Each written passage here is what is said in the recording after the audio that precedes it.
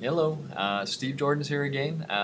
This video is really going to focus on a lot of the educational research that's behind Cogneeto.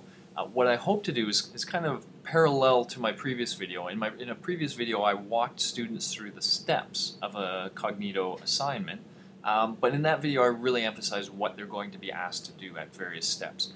In this video I want to emphasize how these things that we're asking them to do connects to our educational literature, and specifically how these things have been shown to produce really powerful learning, and especially the learning of that really deep cognitive processes, the kinds of things Cogneeto really targets. So I'm just going to walk through the phases. I'm going to start on phase one. I'm not going to talk too much about phase one because really phase one is just where the teacher creates an assignment. But I just want to say the following. Within Cogneeto, if you create assignments that right from the get-go are designed to engage high-level cognitive thought, so a critical thinking assignment, so a classic one there would be to ask students to create an argument, for example, about some issue, or a creative thinking assignment where they're asked to come up with some novel solution to a problem, for example. Normally, of course, those assignments are great on their own. A student engages those skills when they write their own assignment. But the really nice thing about a Cogneeto assignment is those effects are essentially multiplied when we get to the assessment phase. Because now not only are students going to be engaging critical thought when they create, for example, their own argument, but now they'll be exposed to different people's arguments who've come at the same issue from different perspectives. And so by having that as the whole context in which everything else occurs, you really get a multiplicative effect of the benefits of those kinds of assignments. So really, to the extent that the create phase is unique in Cogneeto, it's unique in the sense that it really benefits from any sort of assignment that's intended to engage high-level cognitive processes. Again, that benefit is really reaped when students go into the assessment phase. So let me focus on that, and specifically let me focus on the step in the phase where they're seeing the work of their peers. Because this is where a lot of the power of Cogneeto lies. And it comes from a number of different sources. There's been a lot of studies that have shown that peer assessment is really powerful. And they highlight things like the following. Normally, when a student creates some assignment, they create it, they submit it, and then time passes, and eventually they receive a grade back from the teacher. That grade is meant to give the students a sense of the quality of their work relative to the work of their peers. But really, they never get a palpable sense of that. All they get is a grade. But when they actually are seeing the work of some of their peers, as they are within Cogneeto, now it's a very different experience. It's a much richer experience. It's really, getting a good sense of, wow, that person wrote a really strong argument. They're doing this better than I am, I think. There's things I could learn from this person. And even, that other person's not doing so well. I feel pretty good about myself. So it really makes that feeling much more palpable of how I'm doing relative to my peers. Now, of course, we're not just showing them the work of their peers. We're asking them to assess the work of their peers. And that's where we're really kind of explicitly engaging deep processing of this work. And we do that in a couple of ways. One, they're all kind of related in my mind. The first one is just read that and express to the student your vague and general sense of how good this piece is by, for example, a star rating. So this is a sense of quality, but it's a very kind of implicit vibe of I thought this was pretty good. But that's a good place for students to start. Absolutely fantastic place for students to start. But then what we ask them to do is to take that kind of implicit sense and turn it into explicit comments.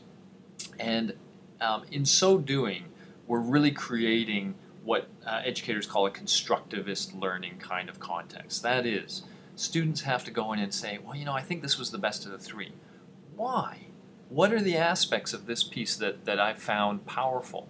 And so now they're going in and literally discovering the qualities that make, for example, an argument particularly powerful. So instead of the teacher just telling them these qualities, they're discovering it themselves, they're immersed in it, and that has been shown to be a much more powerful way to learn. And of course, now they have to take this analysis and turn it into a set of clear comments intended to help their fellow students. So this sort of supports community, all those sort of good vibes we want in the classroom, and it all has the goal of students trying to help each other do better. Okay, so all very cool there. Now, of course, the other component of all this is it's not just about learning to assess the quality of your peers' work. We're hoping that students take what they learn and apply it to themselves as well. And so we're trying to support that in a few ways. One is by having their assignment continually available. So literally as they look at their peers' work, they can go back to their own at any time. And also you can, if you choose, explicitly ask them to also assess their own work. And this is just meant to, really punctuate that point of whatever you just learned assessing your peers, apply it to your own work now. Think about that a little bit, okay? So that's very powerful. A lot of good stuff happening in the assess phase. Then we get to the reflect and revise phase. Again, we're going to exercise high-level cognitive skills, but slightly different ones now. Which is, if you were doing a muscle workout, you'd want to work on one muscle and work on the other muscle a little bit. Well, that's the same idea of what we have here. We're trying to work out a lot of muscles.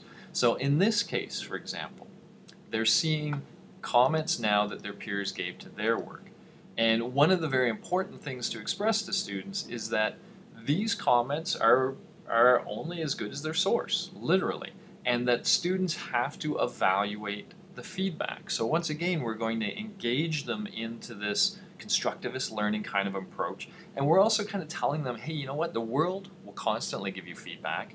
It won't always be good, and it's up to you to evaluate the kinds of feedback you're given. So this really kicks in those evaluative kind of cognitive processes. So now they're looking, there's their work, here's the comments a peer gave to them and a rating, and we ask them now, think about these. Do you think these are good comments? Were they helpful?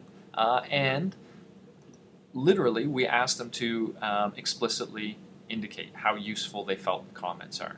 So that's to engage all this analytic stuff. Now, of course, why would students do all this? Why would they think about it as deeply as we hope they do? Well, because we're giving them a chance to improve their work.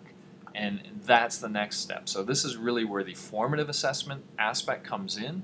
And there's a very rich literature. There's a literature showing the benefits of peer assessment and self-assessment, but also formative assessment has been suggested to be the most powerful learning context. If you allow students to submit some form of initial assignment and then allow them to revise it based on feedback, this is something, A, that students appreciate. They get a chance to improve their work, and so they're much more engaged in the whole learning process.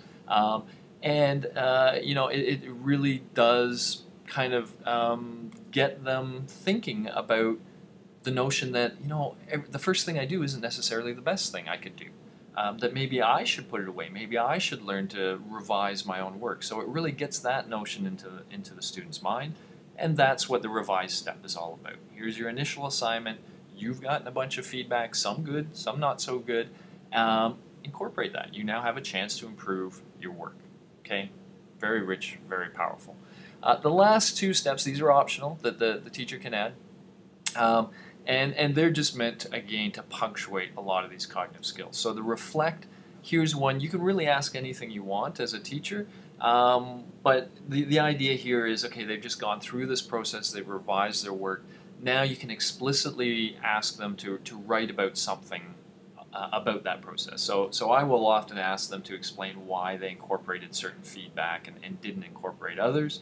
Again, just to kind of get them thinking about that evaluative analytic stuff a little bit more. But really, as a teacher, you can also get them looking forward if you want. Based on everything that you've learned in this assignment, what would you do differently next time?